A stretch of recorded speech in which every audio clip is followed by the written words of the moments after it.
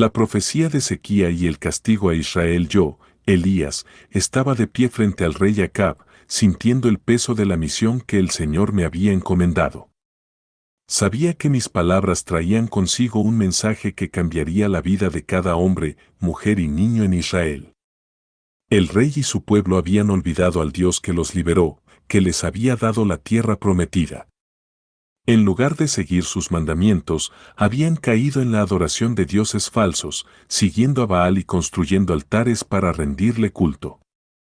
Pero Dios me había enviado con un mensaje firme, uno que resonaría como un trueno en el corazón de Israel: vive el Señor, Dios de Israel, en cuya presencia estoy, que no habrá rocío ni lluvia en estos años, sino por mi palabra. Tan pronto como estas palabras salieron de mis labios, supe que la sequía vendría.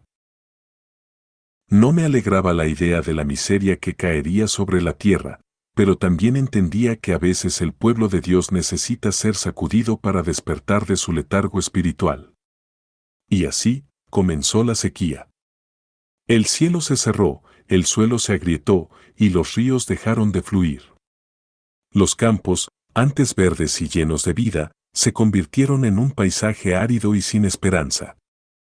El ganado moría de sed, y el hambre se extendía como una sombra sobre el pueblo. Cada día, escuchaba los gritos de la gente que clamaba por agua y sentía su desesperación en el aire seco que cortaba la piel. A pesar de la severidad de la sequía, Dios cuidó de mí. Me llevó a un arroyo solitario donde los cuervos me traían pan y carne cada mañana y cada tarde. Y cuando el arroyo se secó, el Señor me guió a una viuda en Sarepta, en una tierra extranjera, donde su mano milagrosa proveyó aceite y harina para sostenernos durante esos largos días de escasez. Yo sabía que Dios no me había abandonado, pero sentía la carga de su juicio sobre Israel. Cada día que pasaba, la tensión crecía. El pueblo murmuraba y buscaba culpables, mientras Acab y Jezabel se volvieron aún más hostiles, decididos a exterminar a cualquier profeta del Señor. Yo permanecía en silencio, observando, esperando. Sabía que Dios tenía un plan para este tiempo de sequía, que su mano firme traería un cambio. Y aunque el hambre y la sed golpeaban fuerte, en mi corazón llevaba la certeza de que el Señor tenía un propósito detrás de este sufrimiento. 3 años y medio de sequía, de tierra reseca, de cielos cerrados, y sin embargo, yo sabía que vendría el momento de la restauración. Lo que nadie sabía, ni siquiera yo, era cómo ese momento de cambio estaría lleno de fuego, de desafío y de la demostración del poder del Dios de Israel. Pero todo estaba a punto de comenzar, y el Monte Carmelo sería el escenario donde la verdad finalmente se revelaría. Después de más de 3 años de sequía, el Señor me habló de nuevo, esta vez con un mensaje que cambiaría el curso de la historia de Israel. Me dijo: ve y preséntate ante Acab, y yo enviaré lluvia sobre la tierra. Al escuchar estas palabras, un fuego se encendió en mi corazón. Sabía que el momento de confrontar la idolatría de Israel había llegado. No sería un enfrentamiento común, era una batalla entre el único Dios verdadero y los falsos dioses que el pueblo había abrazado. Así que me dirigí hacia el rey Acab, ese hombre que me llamaba perturbador de Israel porque había sido el mensajero de la sequía. Pero yo sabía que el verdadero perturbador era él, quien había llevado a la nación por un camino de adoración a Baal. En mi encuentro con Acab, le propuse un desafío que resonaría en toda la región: reunir a todo Israel en el Monte Carmelo junto a los 450 profetas de Baal. Sería un duelo espiritual para demostrar quién era el verdadero Dios. Al llegar al Monte Carmelo, vi cómo el pueblo se reunía, ansioso por ver qué ocurriría. Ellos estaban confundidos, atrapados entre dos creencias, pero yo quería mostrarles que no se puede servir a dos señores. Así que hablé ante todos ellos y dije: ¿hasta cuándo claudicaréis vosotros entre dos pensamientos? Si el Señor es Dios, seguidle, y si Baal, id en pos de él. El desafío era claro: los profetas de Baal y yo ofreceríamos un sacrificio, pero no pondríamos fuego sobre él. Invocaríamos a nuestros dioses, y aquel que respondiera enviando fuego desde el cielo sería reconocido como el verdadero Dios. Los profetas de Baal aceptaron y comenzaron a invocar a su Dios. Desde la mañana hasta el mediodía, clamaban, Baal, respóndenos. Gritaban, danzaban alrededor del altar, se cortaban con cuchillos para llamar su atención. Pero todo fue en vano, no hubo respuesta, no se oyó ninguna voz, no cayó fuego del cielo. La multitud observaba, y la tensión aumentaba con cada hora que pasaba sin que Baal diera señal alguna. Yo, por mi parte, me acerqué y los llamé, griten más fuerte.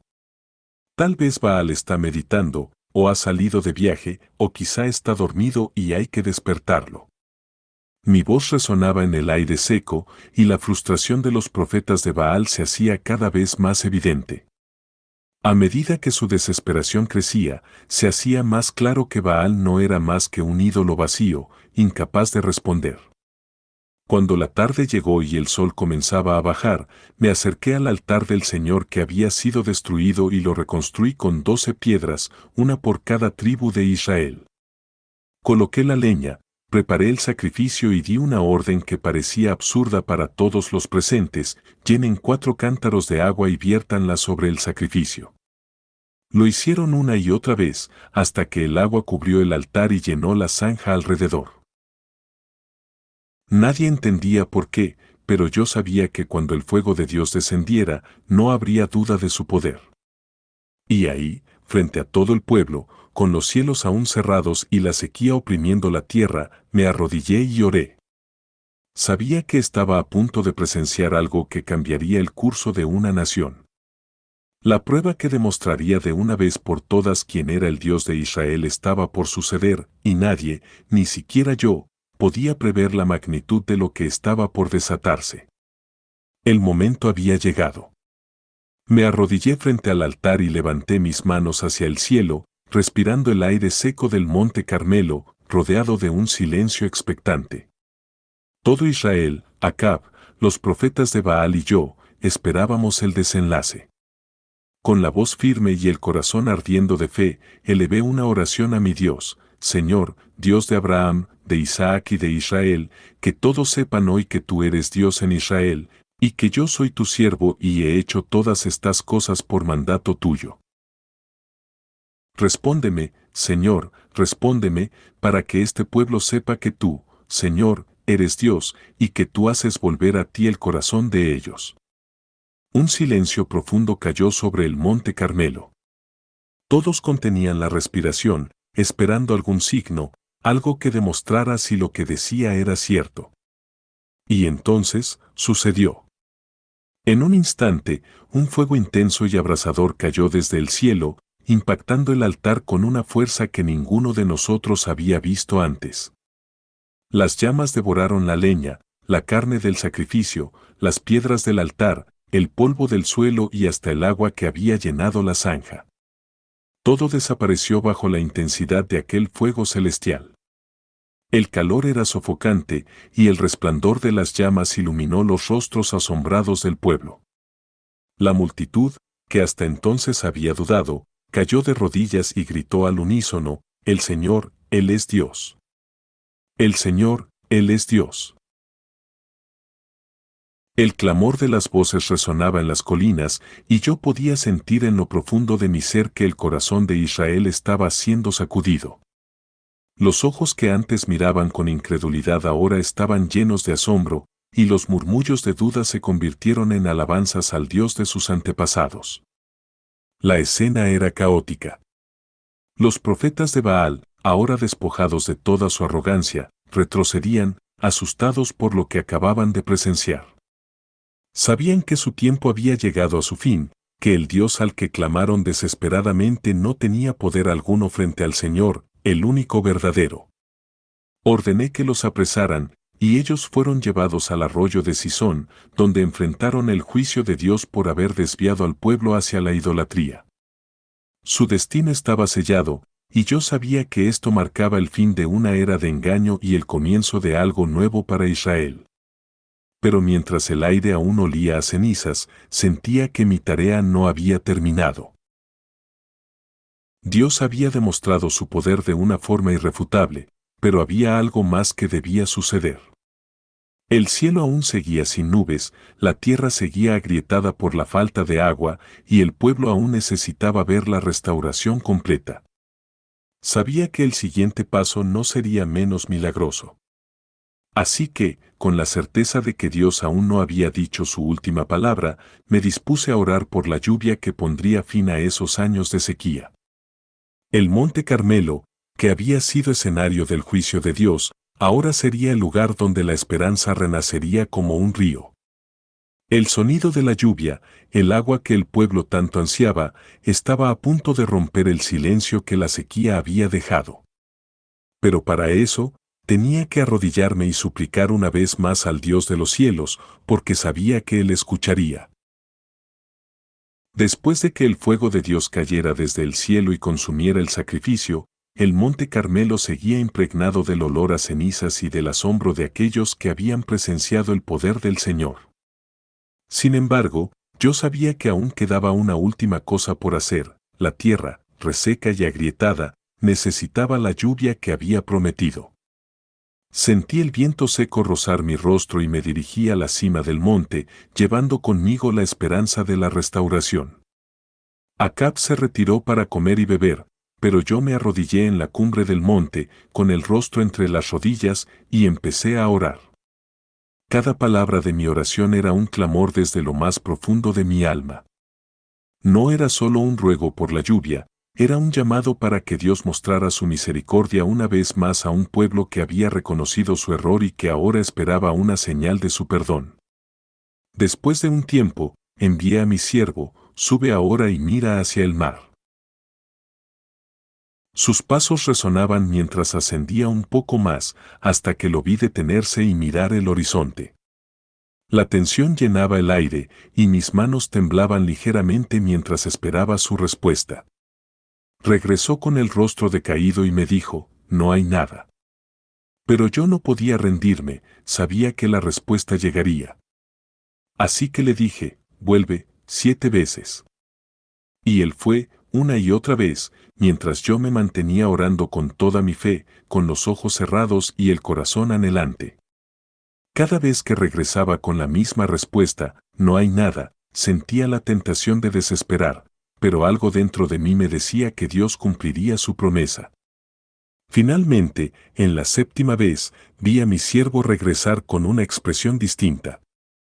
Tenía los ojos abiertos de par en par y su voz temblaba al decirme: he visto una nube, pequeña como la palma de una mano, que sube del mar. Mi corazón saltó de gozo. Esa pequeña nube, insignificante a los ojos de cualquiera, era la señal que había estado esperando. Sabía que lo que venía después sería un torrente de bendición, una lluvia que traería vida donde solo había habido muerte y sequedad. Sin perder un segundo, le envié un mensaje a Acab: prepara tu carro y desciende, para que la lluvia no te detenga. Aunque el cielo seguía despejado, yo veía algo que otros aún no podían ver. Mis palabras resonaban con la certeza de que Dios estaba a punto de cumplir lo que había prometido. Y mientras yo miraba hacia el horizonte, el viento empezó a soplar con una fuerza renovada, como si el cielo mismo estuviera respirando de nuevo. La pequeña nube comenzó a crecer, y antes de que nadie pudiera darse cuenta, el cielo se oscureció de nubes. La brisa seca se transformó en un viento que traía consigo el olor de la lluvia. Sentí las primeras gotas golpear mi rostro, y no pude evitar sonreír. Era el final de la sequía, la respuesta a mi oración.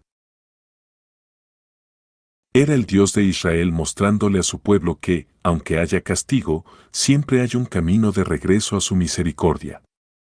La lluvia estaba por caer, y con ella, la esperanza y la vida regresarían a la tierra de Israel.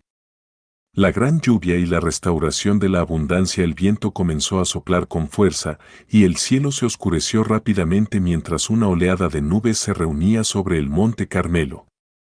Sentí el peso de la humedad en el aire, el olor a tierra mojada mezclándose con el polvo de la sequía. Y entonces, como un torrente que había sido retenido por demasiado tiempo, la lluvia comenzó a caer. Primero, unas gotas, luego un aguacero tan poderoso que parecía que el cielo entero se estaba derramando sobre la tierra. Las primeras gotas golpearon el suelo reseco y crearon pequeños riachuelos que serpenteaban por las hendiduras de la tierra, y, en cuestión de minutos, la tierra se empapó como una esponja sedienta. Observé desde la cima del monte mientras las colinas grises y desoladas se transformaban ante mis ojos, bañadas por el agua que había sido negada durante años. Mi corazón se llenó de una mezcla de gratitud y asombro, sabiendo que esta lluvia no solo estaba devolviendo la vida a la tierra, sino también la esperanza al pueblo de Israel.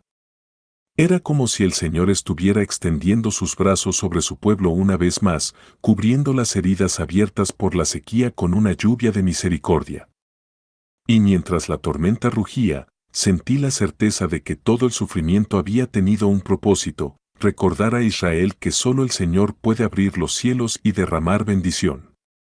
En medio de la lluvia, pude ver a Acab apresurándose a descender en su carro hacia Jezreel, intentando adelantarse a la tormenta. Pero Dios aún no había terminado de demostrar su poder. El Espíritu del Señor vino sobre mí, llenándome de una fuerza que nunca antes había experimentado. Así que, arremangué mis vestiduras y corrí delante del carro de Acab, a través del aguacero, hasta llegar a la entrada de Jezreel. Mis pies golpeaban el barro, y el agua me salpicaba el rostro, pero mi corazón latía con una alegría indescriptible. Sabía que la lluvia que caía no solo era agua para los campos y los animales, sino la confirmación de que Dios había escuchado nuestras oraciones y estaba restaurando a su pueblo. La lluvia cayó durante horas, y cada gota era como una caricia del cielo sobre la tierra herida de Israel. Ríos que se habían secado comenzaron a fluir con fuerza, los pozos volvieron a llenarse, y el sonido del agua se convirtió en música para los oídos de los que habían conocido solo el silencio de la sequía. Los rostros de los hombres, las mujeres y los niños se iluminaron con sonrisas mientras corrían bajo la lluvia, levantando las manos hacia el cielo, dejando que el agua empapara sus cuerpos, como si cada gota les lavara de la desesperanza acumulada durante esos años difíciles. Y mientras la tormenta continuaba, supe que este no era solo el final de la sequía física, sino el inicio de una nueva oportunidad para Israel. Dios había mostrado que, aunque su juicio era severo, su misericordia era aún mayor. El pueblo, que antes vacilaba entre el Señor y Baal, ahora conocía sin lugar a dudas quién era el verdadero Dios. Y yo, Elías, su siervo, me retiré con el corazón lleno de paz, sabiendo que había cumplido con la misión que el Señor me encomendó. La lluvia seguía cayendo, y con ella, la tierra se preparaba para una nueva temporada de cosechas, de abundancia y de agradecimiento. La sequía había sido larga y dura, pero la lluvia nos recordó que el Señor, en su infinita sabiduría, sabe cómo traer la restauración en su tiempo perfecto. Y así, bajo ese cielo que se abría con bendiciones, el pueblo de Israel aprendió que en el Dios de Abraham, de Isaac y de Jacob, siempre hay esperanza, incluso cuando todo parece perdido.